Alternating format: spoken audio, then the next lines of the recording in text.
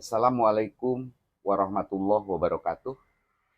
Salam sehat untuk kita semua tentunya. Amin. Pemirsa,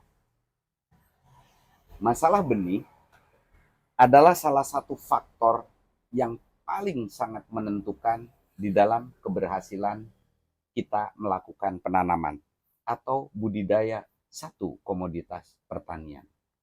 Benih memegang peranan penting. Untuk itu, dalam kesempatan sekarang, saya ingin mencoba sekilas membahas tentang benih.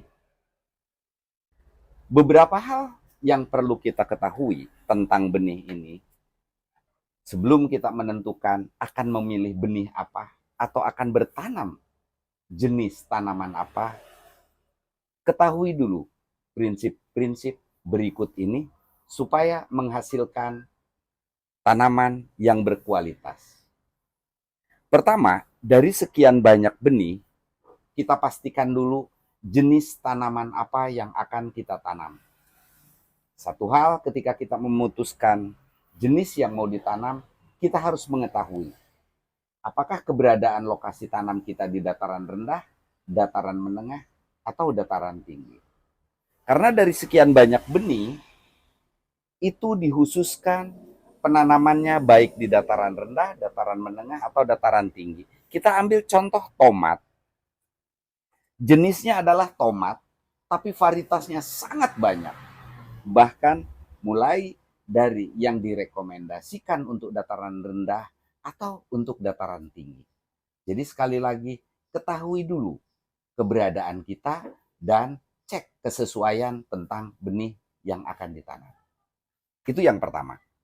Kemudian yang kedua, setelah menentukan jenis apa yang ditanam, kita pun harus tahu bahwa dari sekian jenis tanaman itu memiliki varietas-varietas yang berbeda. Contoh semangka. Semangka jenisnya, tapi varietasnya sangat banyak. Mulai semangka biji atau semangka non biji, dan varietas-varietasnya itu sangat banyak sekali sehingga kita bisa memilih mana yang lebih sesuai untuk kita tanam. Caranya paling tidak kita mengecek lingkungan di sekitar kita, adakah benih-benih itu ditanam dan hasilnya sudah sangat baik sehingga kita tanpa melakukan uji coba sudah tahu jenis yang ditanam itu bagus di tempat kita. Kemudian yang ketiga, bahwa masalah benih itu ada yang namanya expire atau kadaluarsa. Usahakan sebelum kita membeli benih, cek dulu expirednya, tanyakan dulu kepada sellernya expirednya kapan.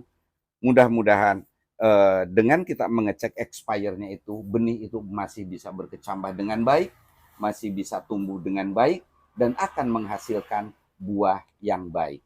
Itu yang ketiga. Yang keempat, bahwa benih ketika kita ingin bertanam hanya untuk di rumah, artinya jumlahnya sedikit.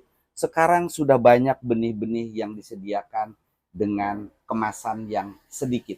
Cukup untuk ditanam di rumah, bukan untuk ditanam di lahan seperti petani. Contohnya ini ada kemasan-kemasan besar, ada cabai, ada tomat, kurang lebih ini isinya 1.500 sampai 2.000 butir, sedangkan kemasan-kemasan kecil ini antara 50 sampai 100 butir. Jadi tidak perlu membeli yang jumlahnya banyak, dengan membeli kemasan kecil ini akan cukup untuk kita melakukan hobi penanaman di rumah.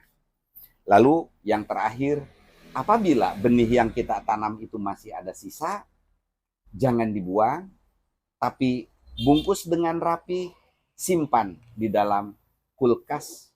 Benih itu akan aman dan bisa kita tanam di kemudian hari sehingga kita masih bisa memanfaatkan benih-benih yang sudah ditanam. Itulah sekilas tentang bahasan bagaimana benih tanaman yang kita pilih. Mudah-mudahan sekilas penjelasan ini akan memberikan bekal kepada kita sebelum kita melakukan pembelian benih.